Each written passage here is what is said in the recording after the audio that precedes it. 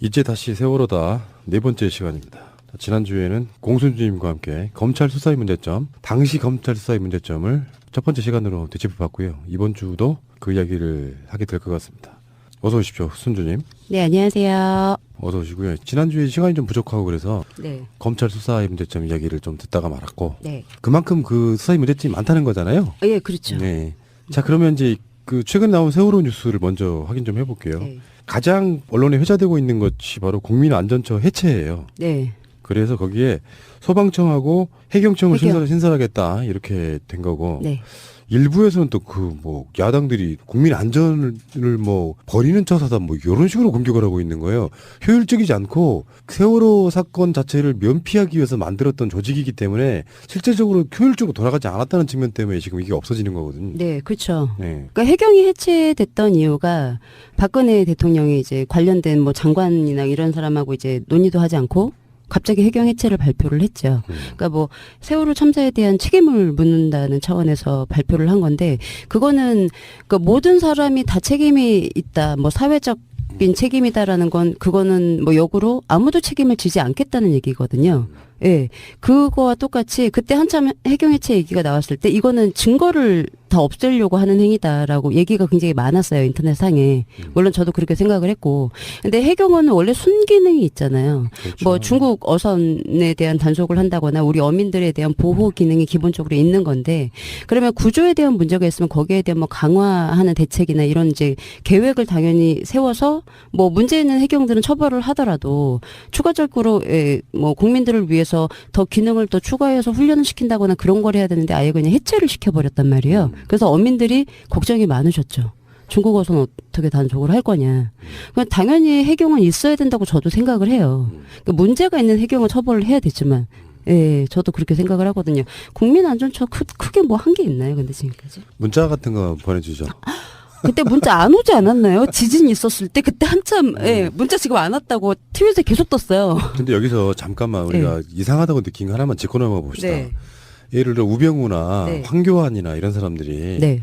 국가의 책임이 아닌 것을 만들기 위해서 해경들을 과실치사 그걸로 안 몰고 가려고 했다고 했잖아요. 네, 맞아요. 근데 그 앞뒤가 안 맞는 게 해경 해체잖아요. 네. 그 정도면 국가기관의 책임을 인정하는 것을 넘어가지고 상상을 초월하게 엄청난. 한 거거든요. 네. 그럼 이게 앞뒤가 안 맞다는 거예요. 제 생각은 그런 거야. 예, 그러니까요. 네. 예. 그게 이해가 안 가죠, 지금. 예, 해경 해체를 한다고 먼저 다른 사람들하고 논의를 했으면 박근혜가 해경 해체한다는 얘기가 안 나왔겠죠. 근데 그때 그 풍문이 최순실하고 면담을 한 후에 해경 해체를 발표를 했다는 기사도 나온 걸로 제가 알고 있는데 전혀 깜짝 놀란 그런 상황이었으니까 왜 해경 해체를 해야 되는지조차도 이유를 몰랐던 것 같고요. 그냥 그 상황을 좀 면피를 해서 넘어가 보자라는 그냥 급박한 상황에서 나왔던 것 같아요. 그거 단정 지으면 안 된다고 생각합니다. 그러니까 지금 이게 그 보도에는 황교안이나 우병우가 검찰의 수사를 방해했다고 하는 부분은 국가의 책임을 피하기 위해서라고 해놓고 네. 해경 해체는 그 당시도 어마어마한 쇼킹한 사건이었잖아요. 그렇죠. 그러면 앞뒤가 안 맞는다는 앞뒤가 거예요. 안 맞는 이거. 거죠. 예. 예, 어불성설이 예. 뭔 소린가 다들. 그리고 우리가 이제 하도 많이 다뤄서 아는 건데 해경청 자체가 원래 인천에 있다가 저기 세종시로 옮겼었잖아요. 네. 그래서 인천 분들이 그거 반대 막 하고 해경 자체가 바닷가에 있는 게 맞지 어떻게 맞죠. 내륙으로 들어갈 수 있냐 이런 얘기가 있었거든요. 이번에 다시 지금 인천으로 오는 것이 이렇게 보이는. 왜 그러는지 모르겠어요. 안 그래도 국민들이 힘들어 죽겠는데 왜 이렇게 쓸데없이 세금을 자꾸 썼는지 해경 쪽 움직이는 게 뭐 그게 무슨 의미가 있나요? 인천 바닷가에 있는 것이 정상적인 것인데. 그렇죠. 원래 정상적인 거였죠. 것인데 그거를 네. 내륙으로 옮겨놨잖아요. 예, 그러니까요. 그러면 다시 원위치 시켜야지. 네. 근데 아직 그것까지는 얘기가 안 나오는 것 같은데. 근데 나올 수밖에 없죠. 이제 그게 다시 해경청이 부활하거나 이렇게 되면 예, 분명히 나올 수밖에 없을 네, 것 같고. 그렇죠. 그래서 이렇게 정부 조직 개편이 된다더라 하면은 이제 그쪽에 관련돼 있는 분들은 다시 인천으로 와야지 이렇게 되는 거예요. 네. 자, 그리고 좀 안타까운 소식인데 이영숙 님이 확인됐고요. 이분은 이제 옷 속에 그대로 유해가 거의 보존돼 있었기 때문에 예. 주머니에 신분증 가지고 계셔서 예, 아드님께서 발견하자마자 이제 옷도 똑같은 걸 입고 계셔서 우리 어머니구나 생각을 하셨다고 하시고 허다윤 양도 얼마 전에 DNA 확인됐다고 뉴스에 나왔던데. 그러면 지금 5분 남는 거네요. 네. 뭐 6월 말쯤까지는 세월호 선내수색이 끝날 거라고 또 하고 그러니까 어떤 시한을 정해놓고 하는 것 자체가 저는 말이 안 된다고 생각하거든요. 네. 그러니까 모든 것을 다 수색할 때까지 해야지. 그렇죠. 어떤 시점까지 그걸 마무리한다. 이 자체가 말이 안 되는 거죠. 네, 그렇죠. 그건 말이 안 되죠. 다 일단 지금까지 온 국민이 원하는 게 그 9분을 기다리고 있었잖아요. 3년이 넘은 지금까지. 근데 수습 그러면 정해놓은 시간 안에 수습이 안 되면 그걸 어떻게 하겠다는 건가요? 그냥 세월호와 같이 폐기 처분을 하겠다는 건가요? 말이 안 되는 네, 그런 계획을 세우고 있어서. 근데 지금 수습된 분들로만 보면은 사실 탈출하려다 못한 경우라고 볼 수 있는 것이죠, 이게. 허대문령 같은 경우에는 그 화물칸에서 나 수습이 됐잖아요. 근데 화물칸은 아예 그냥 지금 들어가지도 못한 상황이잖아요. 그래서 어디서 어떻게 나올지는 그때 탈출을 하려고 했는지는 그거는 모르겠어요. 그 위치는 탈출하려고 하는 거는까지는 모르겠는데 그 수색이 제대로 되지 않은 지역에서 이제 유해가 나오기 시작한다는 게 저는 그게 좀 걱정스러워요. 네. 근데 이런 경우도 있을 수 있지 않을까요? 우리가 말했던 정확한 탑승 인원이 사실은 100% 아니라고 보면 네. 전혀 예상치도 못한 유해가 나올 수도 있을 가능성도 있는 거잖아요. 제일 크게 우려가 되는 게 그거죠. 화물차들이 많이 이제 선적이 됐는데 보통 이제 화물차 같은 경우에는 뒤에 이렇게 그 운전자분들이 누워서 주무실 수 있는 공간이 있어요. 그러니까 장거리를 뛰시는 분들이라서. 근데 보통 혼자 가시는 경우도 있고 종종은 배우자분하고 같이 가시거나 해서 뒤에서 주무시거나 그러는 경우도 있고 인터뷰를 그 화물차 기사분들 인터뷰를 하는 거 보니까 보통은 배에 세월호에 탑승하고 나서 선실이 올라가지 않고 그냥 차에서 주무신대요. 그런 부분이 좀 우려가 네, 되지요. 정말 안타까운 일입니다. 네. 보통의 일반 사람들이 뭐 그게 수학여행이었던 네. 뭐 이사였던 무슨 네. 직업에 동창회도 관련- 가셨죠. 네. 직업에 관련된 여행. 거든 간에 그런 식으로 그래서 그렇게 돌아가셔가지고 지금 생각해도 끔찍하고요. 살려달라는 거를 얘기를 하는 것도 아니고 그냥 어차피 이제 시간이 지나서 돌아가셨으니 뼈라도 찾아달라라고 국가에 요구를 하고 있는데 그걸 또 날짜를 정해놓고 몇 월 며칠까지 안 나타나면 나는 몰라라고 얘기하는 이게 참 지금 뭐 대통령은 바뀌었지만 그 밑에 지금 사람들이 그대로죠. 그래서 아직 분위기 파악을 못하는 건지 아니면 그렇게 해서 뭔가 빨리 정리를 자기네 딴에는 해야 자기 스스로가 안전해지는 건지는 모르겠는데 국가가 국민들한테 할 일은 아닌 것 같습니다. 여기서 이제 뭐 보도가 나오고 있지 않은데 왜 보도가 안 나오는지 궁금해서 생각을 한번 해봤는데 주 이익이라든지 네. 관련된 그 법들이 지금 이렇게 물밑에 가라앉아 있는 느낌이에요. 네. 그게 무엇일까 생각을 한번 해봤어요. 보도가 없기 때문에 더 이상한. 그러니까 지금 그거잖아요. 구새누리당, 자유한국당 쪽 사람들은 네. 이상하게 세월호 사건만 나오면 발끈하고 거기에 대해서 질색팔색을 하고 알레르기가 좀 심한 그런 상태였던 경우가 대부분이잖아요. 네, 그렇죠. 그러니까 이걸로 정권 초반에 자극하지 않겠다 이런 생각도 좀 있는 의도처럼 보이는데 어떻게 생각합니까? 지금 그 청문회가 얼마 전까지만 해도 이제 큰 이슈가 됐었잖아요. 그리고 나서 이제 그 사드가 터졌죠. 예, 그래서 지금 뭐 알자회 연관된 그 핵심 군 간부들이 뭐 120명 정도가 된다면서요. 그래서 그 부분하고 지금 국정원 또 개혁 얼마 전에 이제 발표했죠. 국내 쪽은 다 폐지를 하고, 예, 그래서 거기다가 이제 그 또 이제 검찰 쪽에서도 또 이제 시동을 걸고 있기 때문에 너무 여러 가지를 지금 빵빵빵 터지고 있는 상황이에요. 개혁이라는 이름 하에 물론 국민들이 원하는 거지만 그래서 저희도 지금 준비를 지금 당장 세월호 얘기는 안 나오죠. 진실규명에 뭐 어떤 기구를 세운다거나 아니면 뭐 법을 해가지고 상정을 한다거나 논의를 한다거나 이제 그거는 아직 얘기가 안 나오고 있는 거는 맞는 말씀이신데 준비를 그래도 관련된 뭐 가족분들이나 아니면은 그 특위가 있잖아요. 더민주의 세월호 진실규명 그 TF 팀이 있어요. 그래서 뭔가 준비를 하고 계시지 않을까 기대를 하고 있습니다. 완급 조절 이런 게 필요한데. 네. 세월호 이슈랄까 이런 걸 전면에 내세우기는 사실 부담스러운 게 사실인 게 가장 자유한국당에 있는 구성원들이 완강하게 밀어내는 형태이기 때문에 네. 조심스러운 게 아닌가 조심스럽게 저도 한번 추측을 한번 해보는 거예요. 네. 막 띄우기는 좀 부담스러울 수 있다. 네. 네. 그리고 지금 한참 청문회 전국이라서 네. 자극하지 않으려고 하는 것 같은 그런 느낌도 좀 없잖아 있고. 근데 어차피 순서가 제가 보기에도요. 그 지금 상황에서 세월호를 재조사를 하겠다라고 해도 일단은 지금 검찰이 저는 지금에 있는 검찰이 세월호를 재조사한다면 저는 그 결과를 솔직히 믿을 수가 그렇죠. 없죠. 그래서 일단은 경찰 먼저 청소를 좀 해놓고 그리고 재조사를 하는 게 저는 더 맞다고 생각을 해요. 우리 손주님이 확실하시네. 네. 그렇죠. 네. 알겠습니다. 자, 세월호 최근 소식이었고요. 잠시 후에 오겠습니다. 이제 다시 세월호다 네 번째 시간입니다. 지난주에는 공순주님과 함께 검찰 수사의 문제점, 당시 검찰 수사의 문제점을 첫 번째 시간으로 되짚어봤고요. 이번 우리가 말했던 정확한 탑승 인원이 사실은 100%는 아니라고 보면 네.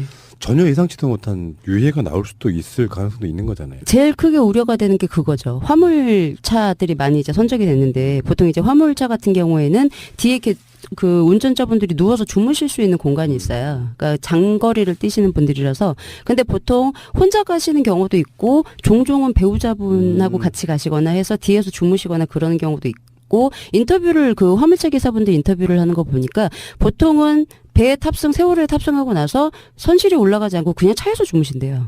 그런 부분이 좀 우려가 네, 되지요. 정말 안타까운 일입니다. 네. 보통의 일반 사람들이 뭐 그게 수학여행이었던 네. 뭐 이사였던 무슨 직업에 동창회도 관련- 가셨죠. 네. 직업에 관련된 여행. 거든 간에 그런 식으로 그래서 그렇게 돌아가셔가지고 지금 생각해도 끔찍하고요.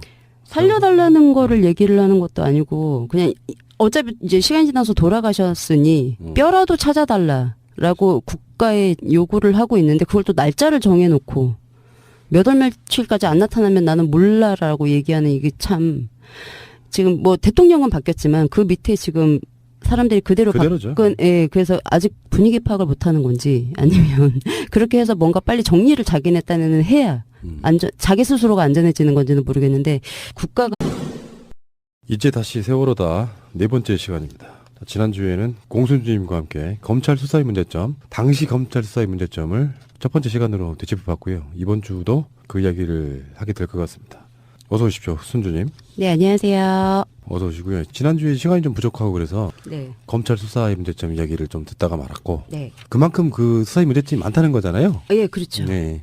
자, 그러면 이제 그 최근 나온 세월호 뉴스를 먼저 확인 좀 해볼게요. 네. 가장 언론에 회자되고 있는 것이 바로 국민안전처 해체예요. 네. 그래서 거기에 소방청하고 해경청을 해경. 신설하겠다 이렇게 된 거고 네.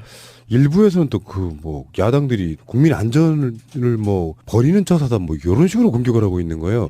효율적이지 않고 세월호 사건 자체를 면피하기 위해서 만들었던 조직이기 때문에 실제적으로 효율적으로 돌아가지 않았다는 측면 때문에 지금 이게 없어지는 거거든요. 네, 그렇죠. 네. 그러니까 해경이 해체됐던 이유가 박근혜 대통령이 이제 관련된 뭐 장관이나 이런 사람하고 이제 논의도 하지 않고 갑자기 해경 해체를 발표를 했죠. 그러니까 뭐 세월호 참사에 대한 책임을 묻는다는 차원에서 발표를 한 건데 그거는 그러니까 모든 사람이 다 책임이 있다. 뭐 사회적인 책임이다라는 건 그거는 뭐 역으로 아무도 책임을 지지 않겠다는 얘기거든요. 예. 그거와 똑같이 그때 한참 해경 해체 얘기가 나왔을 때 이거는 증거를 다 없애려고 하는 행위다라고 얘기가 굉장히 많았어요. 인터넷에.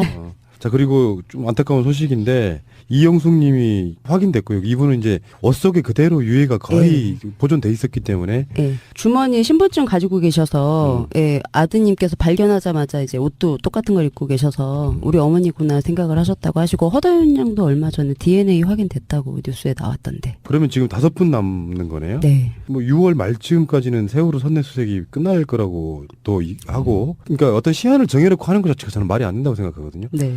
그러니까 모든 곳을 다 수색할 때까지 해야지. 그렇죠. 어떤 시점까지 그걸 마무리한다. 이 자체가 말이 안 되는 거예요. 네, 그렇죠. 그건 말이 안 되죠. 다 일단 지금까지 온 국민이 원하는 게 그 9분을 기다리고 있었잖아요. 3년이 넘은 지금까지.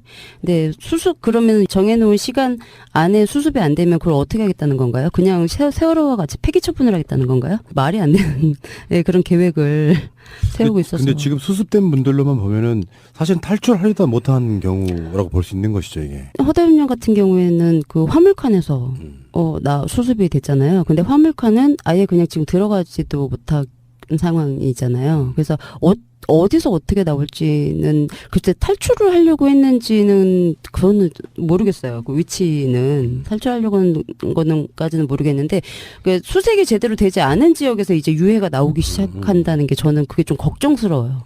예. 근데 이런 경우도 있을 수 있지 않을까요? 최순실하고 면담을 한 후에 해경 해체를 발표를 했다는 기사도 나온 걸로 제가 알고 있는데 전혀 깜짝 놀란 그런 상황이었으니까 왜 해경 해체를 해야 되는지조차도 이유를 몰랐던 것 같고요. 그냥 그 상황을 좀 면피를 해서 넘어가 보자라는 그냥 급박한 상황에서 나왔던 것 같아요. 그거 단정 지으면 안 된다고 생각합니다. 그러니까 지금 이게 그 보도에는 황교안이나 우병우가 검찰의 수사를 방해했다고 하는 부분은 국가의 책임을 피하기 위해서라고 해놓고 네.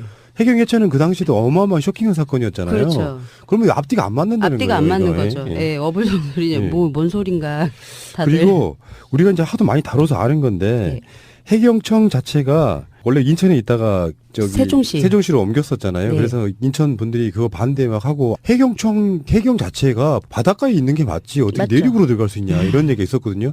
이번에 다시 지금 인천으로 오는 것이 이렇게 보이는. 왜 그러는지 모르겠어요. 안 그래도 국민들이 힘들어 죽겠는데 왜 이렇게 쓸데없이 세금을 자꾸 쏟는지. 해경 쪽 움직이는 게 뭐 그게 무슨 의미가 있나요? 인천 바닷가에 있는 것이 정상적인 것인데. 그렇죠. 원래 정상적인 거였죠. 것인데 그거를 네. 내륙으로 옮겨놨잖아요. 예, 그러니까요. 그러면 다시 원위치 시켜야지. 네. 근데 아직 그것까지는 얘기가 안 나오는 것 같은데. 근데 나올 수밖에 없죠. 이제 그게 다시 해경청이 부활하거나 이렇게 되면 예, 분명히 나올 수밖에 없을 네, 것 같고. 그렇죠. 그래서 이렇게 정부 조직 개편이 된다더라 하면은 이제 그쪽에 관련돼 있는 분들은 다시 인천으로 와야지 이렇게 되는 거예요. 어. 네. 물론 저도 그렇게 생각을 했고.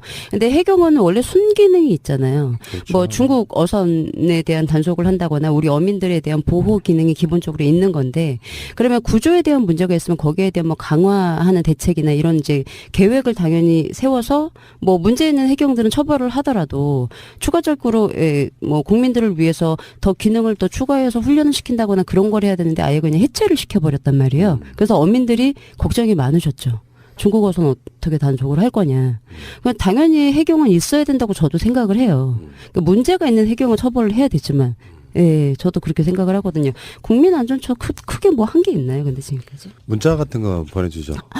그때 문자 안 오지 않았나요? 지진이 있었을 때 그때 한참 예, 문자 지금 안 왔다고 TV에서 계속 떴어요. 근데 여기서 잠깐만 우리가 이상하다고 느낀 거 하나만 짚고 넘어가 봅시다. 네. 예를 들어 우병우나 네. 황교안이나 이런 사람들이 네. 국가의 책임이 아닌 것을 만들기 위해서 해경들을 과실치사 그걸로 안 몰고 가려고 했다고 했잖아요. 네, 맞아요. 근데 그 앞뒤가 안 맞는 게 해경 해체잖아요. 네. 그 정도면 국가기관의 책임을 인정하는 것을 넘어가지고 상상을 초월하게 엄청난. 한 거거든요. 네. 그럼 이게 앞뒤가 안 맞다는 거예요. 제 생각은 그런 거야. 예, 그러니까요. 네. 예. 그게 이해가 안 가죠, 지금. 예, 해경 해체를 한다고 먼저 다른 사람들하고 논의를 했으면 박근혜가 해경 해체한다는 얘기가 안 나왔겠죠. 근데 그때 그 풍문이